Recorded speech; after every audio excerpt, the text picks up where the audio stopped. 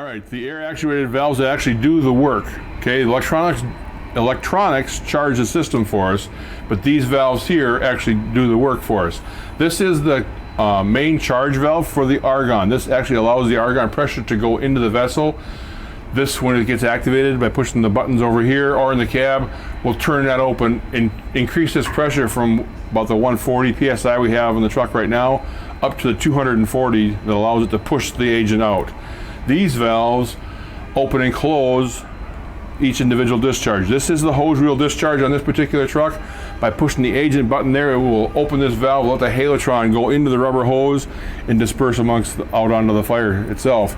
This one here is on the H-ret, on the Stinger itself. This particular valve gets opened by pushing the white button on the joystick, and that's a momentary switch. As long as you're holding that button down, you're dispersing chemical onto the fire at about 14 to 16 pounds per second.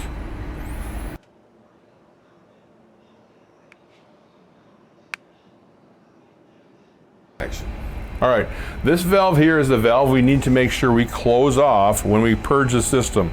Right now this valve is open and it's allowing the halotron to be pushed up against the backside of these two ball valves right here.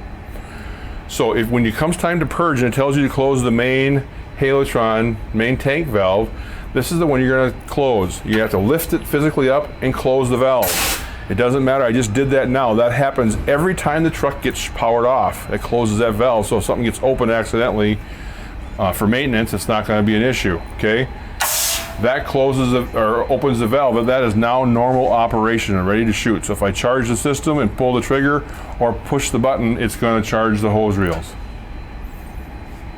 Bingo. Okay, so by taking the information off the plaque off to the side over here, all these valves are marked very distinctly of where they need to be. Right now they're all locked in position for discharge and for use.